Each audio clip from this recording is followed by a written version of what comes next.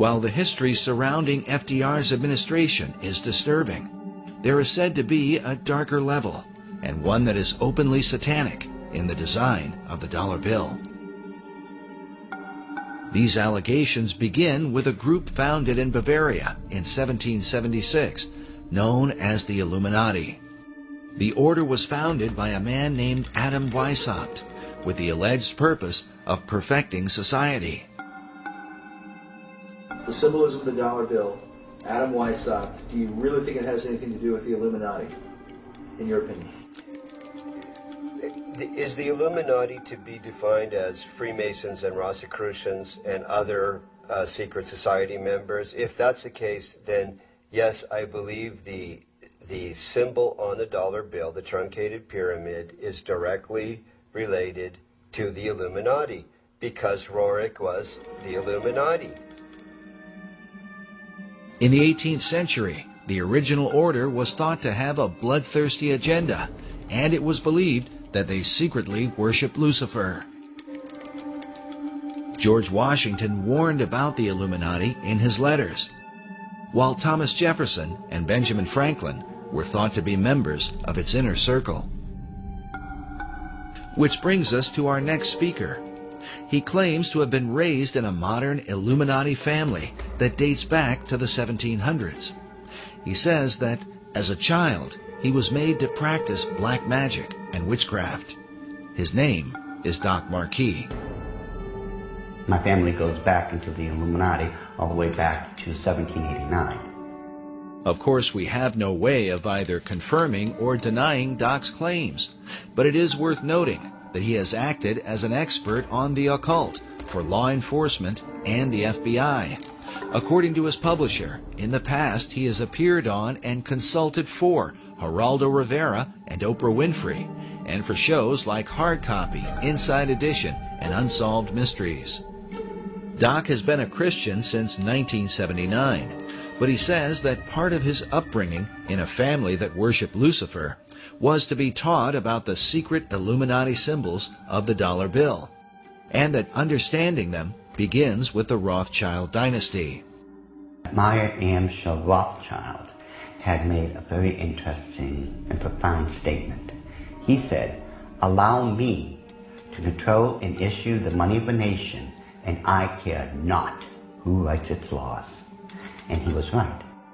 Meyer Amschel Rothschild is called the founding father of international finance. In 2005, Forbes magazine ranked him 7th on their list of the 20 most influential businessmen of all time. All this happened back in 1776, and this was during May 1st and shortly thereafter. The significance behind that is that on May 1st, 1776, Dr. Adam Weishaupt, who was a defunct Jesuit priest, who was given the chair of the professorship of religious studies at Ingolstadt University, was approached by Meyer Amschel Bauer, who would later change his last name to Rothschild, along with 12 of his most financially influential friends.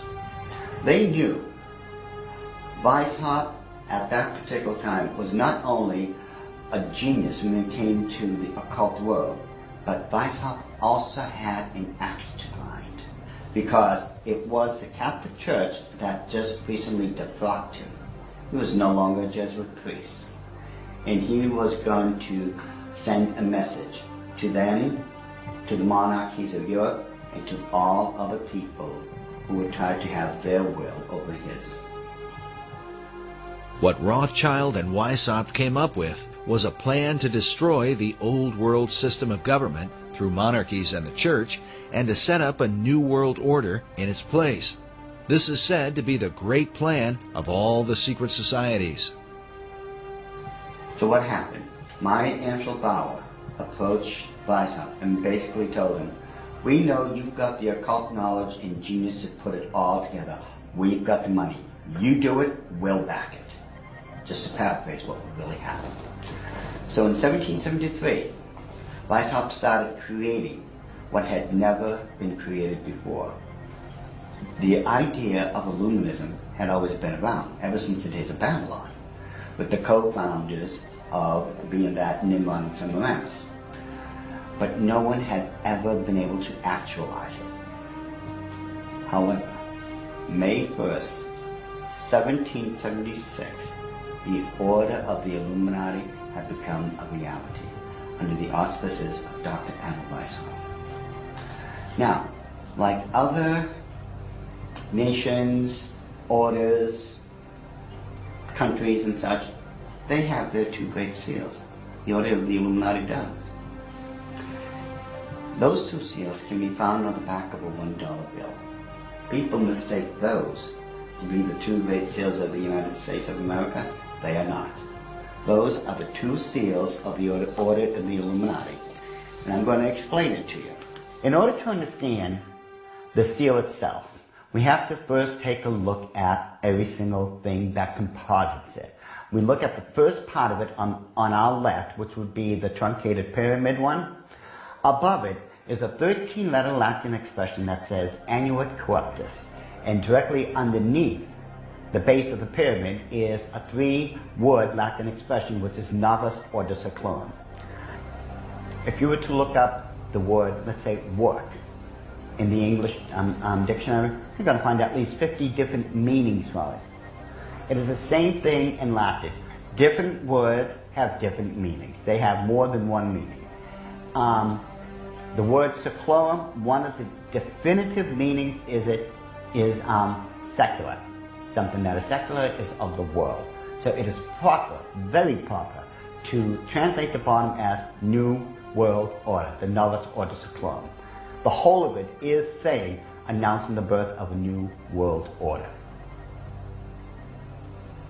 This would be Dr. Adam Weishaupt himself, the very first head of the Order of the Illuminati.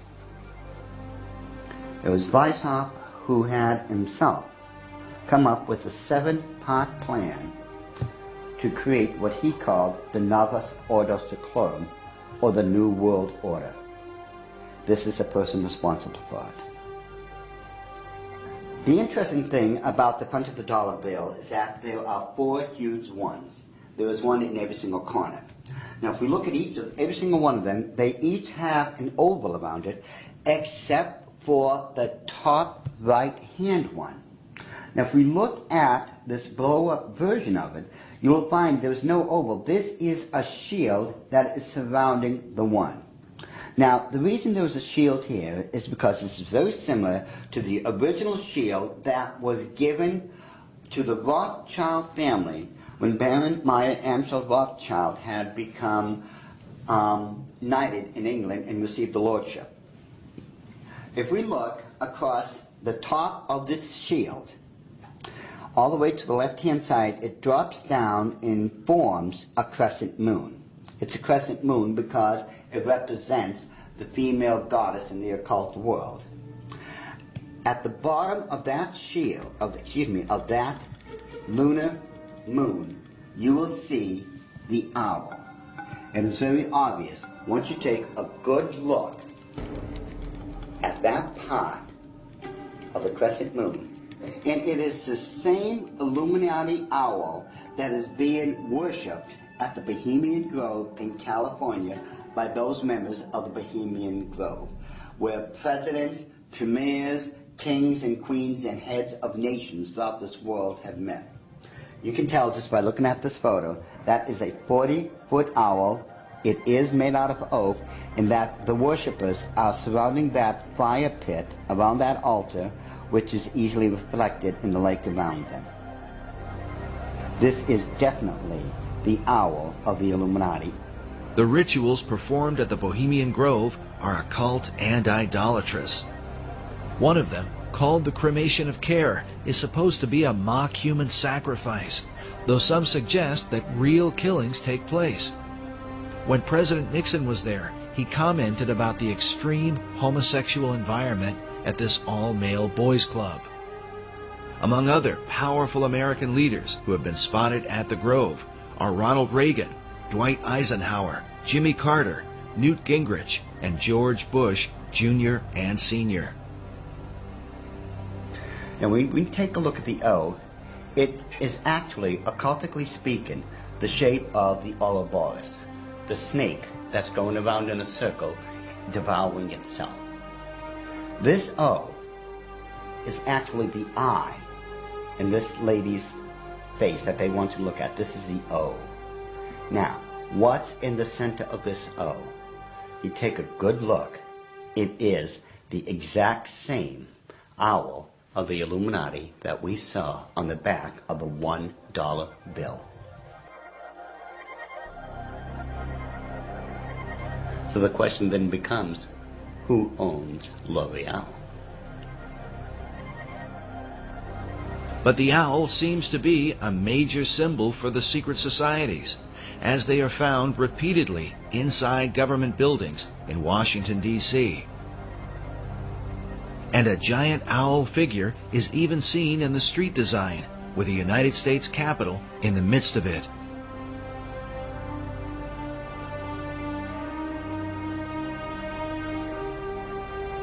Now the Druids from the Gaelic Druid means men of oak. These people worshipped creation among other things, but their sacred symbol was the owl because the ancient god of magic and of the hunt was Pallas Athena. Her bird was the owl, and that owl represented wisdom. It always has. Pallas Athena was also the goddess figure who was said to inspire Sir Francis Bacon. But now look at this owl seal at the Bohemian Grove, where it says, "Weaving spiders come not here." While the line is taken from Shakespeare's Midsummer Night's Dream, could this also be a veiled reference to what seems like a spiderweb design that forms the background of the dollar bill? Are there additional secrets hidden there? Now, I'm sure you've heard of a Rorschach smear or the Rorschach ink blot test as created by Dr. Rorschach himself. You see the ink in the forefront and everything else is in the background. This way your subconscious mind is supposed to pick up on what's on the foreground and you're supposed to be able to tell what you are subconsciously seeing. Notice how it's very busy. Lot of intersection diagonally lines, you can't make out what's there. But let's get rid of the background noise, get rid of all the diagonal lines that doesn't belong there, and let's reverse the principle of Rorschach and take what's in the background and bring it to the forefront and see what's there. Because once we do that, we find out it's quite obvious that there is another Illuminati owl and that it is perched on something that looks like an arrow. That is what they don't want you to see. Once you see this owl here and compare it to the other one on the left-hand side of it, it becomes very obvious that this is an owl. You can now begin to distinguish beyond all that busy signals and such that they don't want you to look through. Yet, they place there in honor of their totem bird, the owl of wisdom, which is the totem bird because their god, Lucifer, was supposed to have been the wisest of all of God's creation. Wisdom of Lucifer, wisdom into the bird, wisdom into the word Illuminati. Therefore, the chain of wisdom is followed all the way through. All right, now, did they teach you this in the Illuminati? Yes.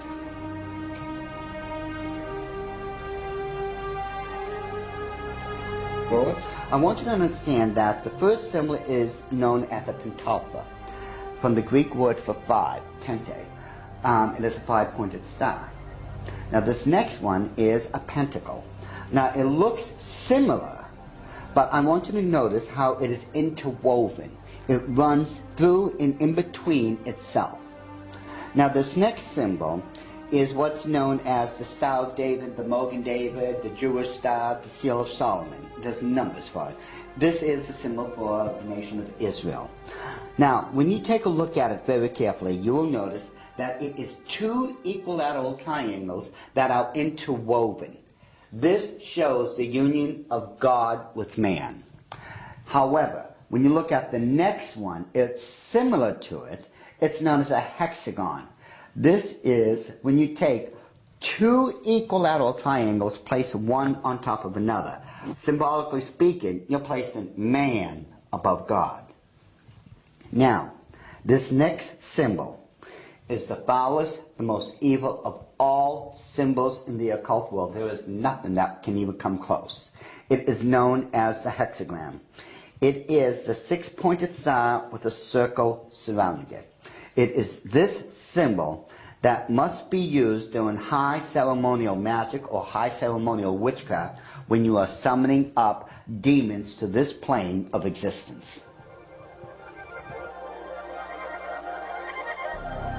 The use of the hexagram is said by Doc to be very symbolic and seems to represent the occult concept of a Christ figure, just as the Maitreya was for Nicholas Roerich and Henry Wallace.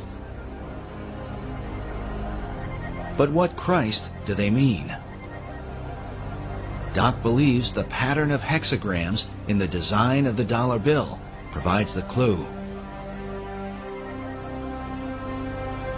If we take a look at the 13 stars directly above the head of the eagle and connect the dots, you will see where the very first hexagram is located. And if you notice that surrounding the hexagram is the 28 guidelines that make a circle. Now, inside every single point, the 6 points, is a star. There are 6 of them. They surround now the 7 stars. Remember, 6 is the number of man, 7 is the number of God. Now, it is man that is surrounding God or is placed above God. If what Doc is saying is true, this could represent the person the Bible calls the man of sin, who opposes and exalts himself above all that is called God or that is worshipped. Doc's interpretation seems to also fit the worship of Lucifer, for in the Bible, Lucifer declares that he will exalt his throne above the stars of God. Next, Doc claims a second hexagram can be found by connecting the various points where the much talked about number 13 is represented. And don't try to tell me it's the 13 colonies. There are 13 stars above the eagle's head, 13 stripes in the shield, 13 leaves on the olive branch, 13 arrows in the eagle's talon, and then 13 letters in the phrase E pluribus unum, which makes for 2 points on either side of the eagle's head, for the 6 points total of the hexagram. If we take a close look at the same seal and connect all the 13s together, just like we did when we were kids, when we were playing that game, connect the dots. Once we connect all the 13s, it becomes very apparent where the second hexagram can be found. In this one, which is very obvious, already comes with a circle around it.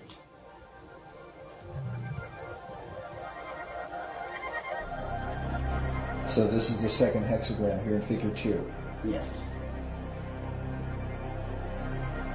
And then where's the third hexagram? The third hexagram can be found on the other part of the Great Seal. Again, connect all the 13 together, the 13 letters, the 13 steps in the pyramid, connect all this together.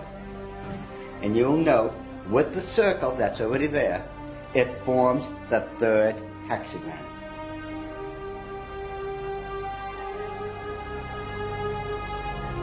In other words, a 6, a 6, and a 6. A 6, 6, 6. Doc has deciphered a code that, if there, would glorify Lucifer's Messiah, whom the Bible calls the Beast or Antichrist. In the book of Revelation, it reads, "Here is wisdom.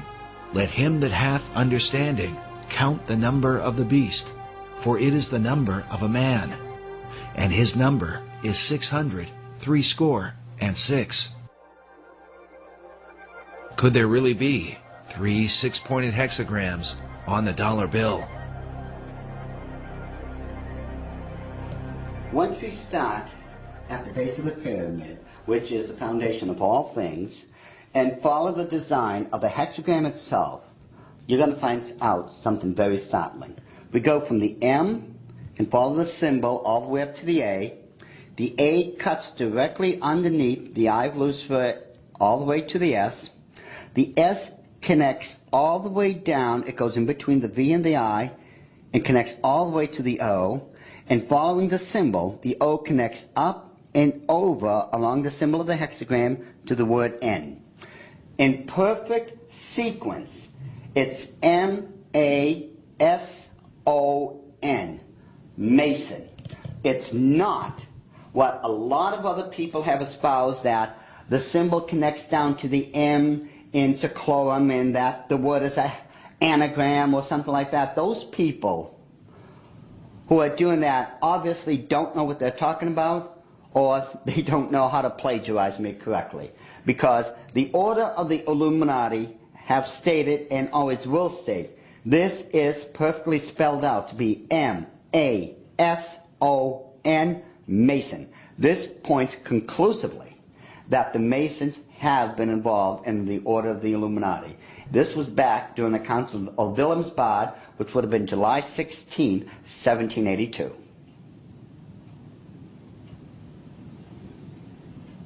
All right, so what are we seeing? Now, if we look at the bottom one of the reverse side of the dollar bill, you'll see on the right-hand side that, again, there's a lot of busy intersecting diagonal lines. Yet, if we apply the same principle we just used to reveal the hidden hours of the Illuminati and apply it, we will find that there is now a skull-faced winged demon. And it is very obvious, once you take away the background, the busy noise, it becomes very apparent what it is and that it's been there all along. And if we just simply go and enlarge that section, just start with a small one, and just keep enlarging it, and enlarge it even more, even with the background noise there, as I call it, I think it becomes very apparent what we are now looking at. That it is still a skull-faced winged demon. And it is these demons that are protecting and blessing the two great seals of the Order of the Illuminati. And it would make perfect sense that it had to be demons used to protect these seals, since I am convinced it was those same demons that handed them over to Thomas Jefferson when they first created them. I am convinced, beyond all doubt, that that indeed was a demon sent up from the bowels of hell, probably under the direct orders of Lucifer himself.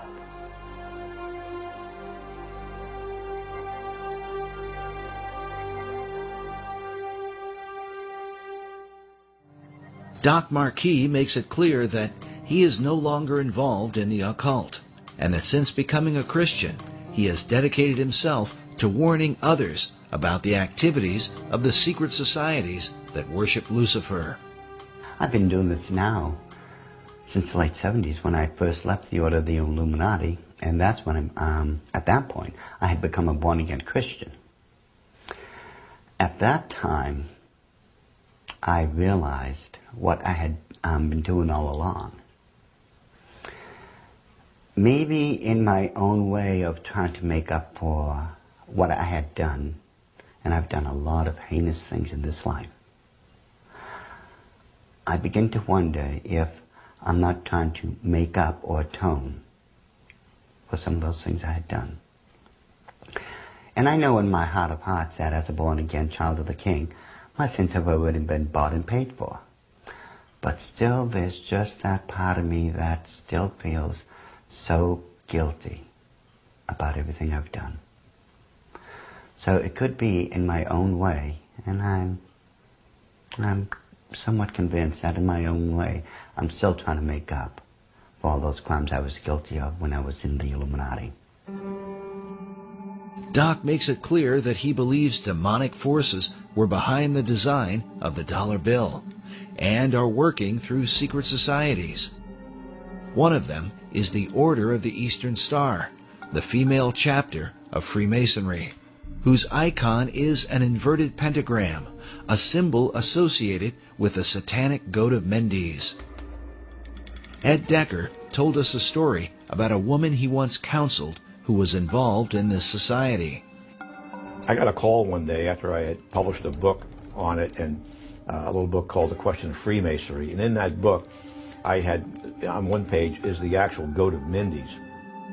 The goat of Mendes is a very significant symbol, since it was designed by 19th century French magician Eliphas Levi, without question the most influential occultist of the last 200 years.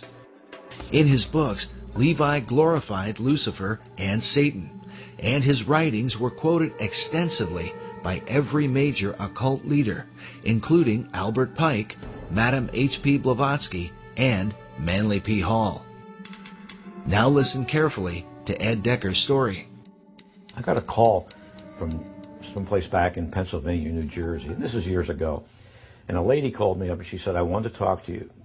She said, "I received a copy of your book. I am the head of the Eastern Star for my state."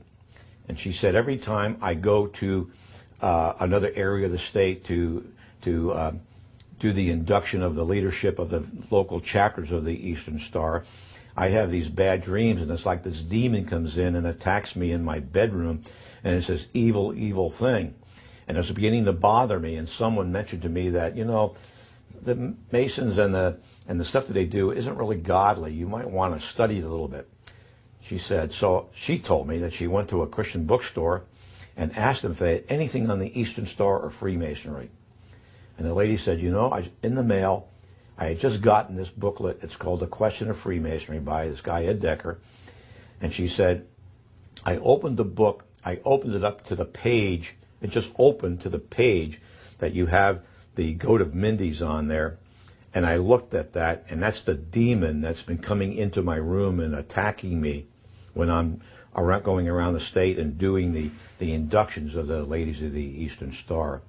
She said, I ran down 3 blocks to my husband's office, left my car right in the parking lot of the Christian bookstore, ran down there, got my husband out of his, I think he was an insurance agent or something, and said, look at this. They left there, went home, read the book, got on their knees, confessed it as sin, renounced it, and had that thing taken off their back. And from that time on, all that heaviness left her. When it went away, it just moved off her entire spirit. It was a spirit of darkness and evil. And it was the goat of Mendes, the same thing that's on the Medal of Honor, the same thing that's built into the Capitol and the Mall and the White House, built in there. It's the same evil spirit.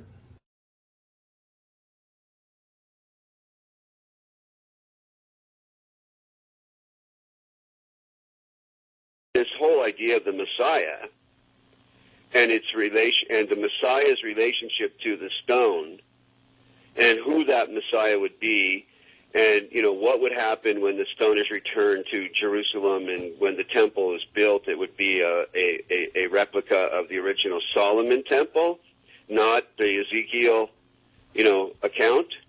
Which is what most Jews believe, the Ezekiel account. No Jews believe that the Solomon's temple is going to be rebuilt in that architectural style. But the Masons believe, if I understand them right, that when that stone finds its way to Jerusalem, it's one of the last items necessary, and that there are certain rabbinical orders that I've met today that are anticipating its return. once it returns, then they proceed with a blueprint to take the Temple Mount and put up what they consider to be the final temple that Ezekiel described. But the stone it's all pivotal upon the return of this stone, because Solomon brought that stone in the traditions and legends in Judaism into his original temple, and upon it the incense was burned in the fire pan. According to Masonic author David Oveson, the word dollar comes from the German word Taler. While there are many Taler designs, one in particular is mentioned, with the image of Jesus Christ crucified on one side, while the reverse bears the image of a serpent on a cross and a reference to the book of Numbers from the Old Testament. In this account, the children of Israel had complained against God. The scripture says, "And the Lord sent fiery serpents among the people, and they bit the people, and much of the people of Israel died." When they repented, God commanded Moses to erect a bronze serpent upon a pole, saying that everyone that is bitten, when he looketh upon it, shall live. In the New Testament, Jesus made reference to the bronze serpent as a picture of his crucifixion. He said, "As Moses lifted up the serpent in the wilderness, even so must the Son of Man be lifted up, that whosoever believeth in him should not perish, but have eternal life." Some believe that the serpent cross is the original inspiration for the American dollar sign today. While the image of the bronze serpent holds a very particular meaning for Christianity, David Oveson explains that Kabbalists and alchemists find an interesting parallel in the Hebrew gematria. The Hebrew word for the serpent of Moses is Nakash, which means the shining one. The numerical gematria for Nakash is 358. This is also the numerical equivalent for the Hebrew word Mashiach, or Messiah. Oveson claims that these numerical equivalents allowed magicians to draw a connection between the brazen or bronze serpent and the Messiah. But exactly what Messiah do they mean? The phrase e pluribus unum, or out of many, one, appears in the banner held in the mouth of the American eagle. The word one appears a total of 7 times on the dollar bill. Oveson writes, "In magical numerology, the number 7 is regarded with a special veneration. Certain texts that deal with the meanings of numbers insist that 7 stands for the complete temple." The temple he refers to is the ancient temple of God, built by King Solomon in the city of Jerusalem. Oveson goes on to say that the concept of a complete temple is symbolized by the unfinished pyramid of the Great Seal, where the symbol of a Messiah figure is also shown with the all-seeing eye, representing the capstone that will one day complete the pyramid. In other words, when the Messiah emerges, then will the temple be complete. But just who this Messiah will be is the subject of intense debate, and the clues to his identity are said to be related to the temple itself. The site of Solomon's original temple at the Temple Mount in Jerusalem is still considered a sacred and holy place. Buildings are sacred in religions. Religious buildings are sacred. So Solomon's temple is sacred. The Knights Templar were specifically named in reference to this ancient site. They were known as the Poor Knights of Christ and of the Temple of Solomon. The Knights Templar lived on the Temple Mount. Today, the Temple Mount has on it the Dome of the Rock and Al-Aqsa Mosque. The Knights Templar had their headquarters in Al-Aqsa Mosque when they were there. So the association between this arcane direction and tradition in Europe with the Knights Templar and the temple of the Temple Mount is direct. The sacred nature of the temple was handed down from the Templars to the Freemasons, who are said to have originated from the ancient knights. Masonic philosopher Albert Pike wrote that every Masonic lodge is a temple of religion. Another Masonic philosopher, Albert Mackey, wrote that of all the objects which constitute the Masonic science of symbolism, the most important, the most cherished by the Mason, and by far the most significant, is the Temple of Jerusalem. The spiritualizing of the temple is the first, the most prominent, and the most pervading of all the symbols of Freemasonry. Take from Freemasonry its dependence on the temple, and the system itself would at once decay and die. According to David Ovison, who is himself a Freemason, the dream of a rebuilt temple in Jerusalem is the true symbolism of the unfinished pyramid on the back of the dollar bill. But is it merely a coincidence that these symbols would end up on the foundation of America's currency? Is there a further connection with Solomon's Temple and the mysterious Knights Templar? The Templars were there on the Mount. They lived on the Mount. So they were living a dream. And the dream is the same dream Christopher Columbus had and wrote about extensively in returning to Jerusalem with the gold from the Americas to build the temple. Was this the true purpose of Columbus's voyage, to finance the rebuilding of Solomon's Temple? And was this desire handed down from the Templars to Columbus to modern Masonry? As we have shown before, the ships of Columbus sailed with a red cross on a white background, the symbol of the Knights Templar.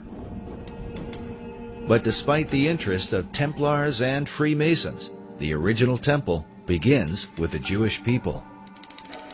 The temple was critical to Judaism. It was the heart of Judaism. The first Jewish temple, built by King Solomon, was destroyed by the Babylonians in 587 BC. The temple became a necessity for the existence of Judaism. So when it was destroyed, the longing for another temple in the Babylonian exile was, primary. The foundation for a second temple was laid by Zerubbabel when the first Jews returned from their captivity in ancient Babylon. First thing, when Jews are able to return, they build a temple. There's Zerubbabel and Ezra and Nehemiah come together. There's a temple built. It's added on to over the centuries until you end up with Herod's temple. This second temple was in existence during the time of Christ and the apostles. But it would also be destroyed, a terrible event that Jesus himself had prophesied. The scripture says that the disciples came to show Jesus the buildings of the temple, and Jesus said unto them, See ye not all of these things? Verily I say unto you, there shall not be left here one stone upon another that shall not be thrown down. And when ye shall see Jerusalem compassed with armies, then know that its desolation is nigh. And so it came to pass that the second temple was destroyed with the fall of Jerusalem in 70 A.D. Yet in the aftermath of its terrible destruction would emerge the dream for a third temple, and what some believe will be the final temple of all time. This arcane connection to Freemasonry has its roots in the longing for the temple, the longing for the final temple, for the ultimate temple where Hagoyim, where non-Jews pray with Jews, as the old books, the last old books of the Old Testament predict will happen. When does that temple get built? The idea of a final temple is shared both by Jewish leaders and the Freemasons. Yet the two groups disagree on exactly what the final temple would be. There is a common history here and a common longing. They'll never end up with the same temple. Jewish wishes for the final temple really don't resemble what Masons want to have built on the Temple Mount, which is a replica of Solomon's temple. With their mysterious rituals and secret practices, the Masons are often accused of intoxicating the world, making it drunk with ideas of a new age and a new world order, all of which are engineered toward the fulfillment of the new Atlantis envisioned by Sir Francis Bacon. Could it be that this is what lies behind the concept of a third and final temple? It, to me, makes perfect sense that the new Atlantis, as understood in the Baconian tradition, involves the final temple, the spiritual headquarters, if you will, of the new Atlantis. The idea of that temple is central to Freemasonry, the Knights Templar, and of this there is no doubt. They've all expressed it. All these arcane societies have let it be known that this is really ultimately a central goal. They seem to all gravitate toward there being a temple, a need for a temple, except Orthodox Muslims who say, no, we're the last religion. These buildings are fine, thank you very much. Become a Muslim and you can pray in them and hang out on the Temple Mount, which is not going to happen. So that leads to a pretty ugly likelihood. If people who want a temple get their way, there's going to be a bloodbath there. Also, I believe it's spiritual because Satan has always desired God's place. That's why in Masonry you have Jebulon right there on the altar, Baal, the ruler of demons, in the Masonic altar. And Masons are generally, obviously, being deceived. However, right there on the Temple Mount in Israel, you have the Dome of the Rock, and the Golden Dome, the Black Dome, and within these domes you have statements right there on Israel's Temple Mount, statements that Allah is God, and Allah has no, or God has no son, and Muhammad's his prophet, a denial of the true God and his son, Jesus Christ. And again, that's what 1 John identifies as being the spirit of Antichrist, those that deny the Father and the Son, 1 John chapter 2. And that's a harbinger of the ultimate Antichrist to come, who's going to sit in the temple of God, showing himself that he is God. So isn't it interesting? Here we have Benjamin Krim speaking of a coming Maitreya, who will rule as the coming Imam Mahdi of Islam. Of course, he can't really rule, and there can't be world peace unless the Jews, in his mind, are annihilated. And by the way, according to Muslim teachings in the Hadiths, when the Imam Mahdi comes, or when the Messiah comes, he will destroy the Jews and the people of the cross. So all this stuff, incredibly, it fits together just too well. But praise God, because from my perspective as a Christian, Jesus Christ said, when you see these things beginning to take place, lift up your head, for redemption is drawing near. And I believe these are signs that Jesus Christ is coming again. And when he does come, he will defeat the Antichrist, and every knee will bow, and every tongue confess, including Benjamin Krim, including the leaders of Iran and Hezbollah and so forth, whether it's in heaven or on earth or in hell, every knee will bow, declaring that Jesus Christ is Lord in the end. And what will all these things mean for the future destiny of America? According to David Oveson, it was Manly Hall who influenced the placement of 72 stones on the Great Pyramid of the dollar bill, since the number 72 is said to be a magical number in the occult. It was also Hall who taught that the American eagle was a cleverly disguised phoenix bird. In his writings, he documents this account from the 1st century A.D. There is a certain bird which is called a phoenix, and when the time of its dissolution draws near that it must die, it builds itself a nest. But as the flesh decays, a certain kind of worm is produced. According to this account, it is from this worm that the phoenix is reborn. This concept of a phoenix worm in its nest seems to be represented at the top of this column on a building found in Europe.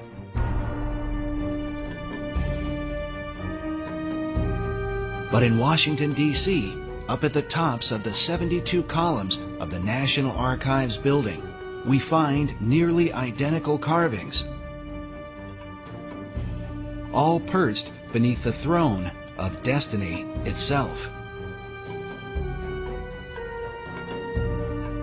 Could this somehow be a veiled reference to the secret destiny of America? Watching the strength of the American dollar decline, we consider America's founder, George Washington. Around his image on the face of the dollar is said to be an omega symbol, signifying the end. But what end? Many researchers have come to believe that the plan of these Luciferian societies is that, like the phoenix of old, the America that we know will ultimately be destroyed, and that from her ashes will be born a new world order.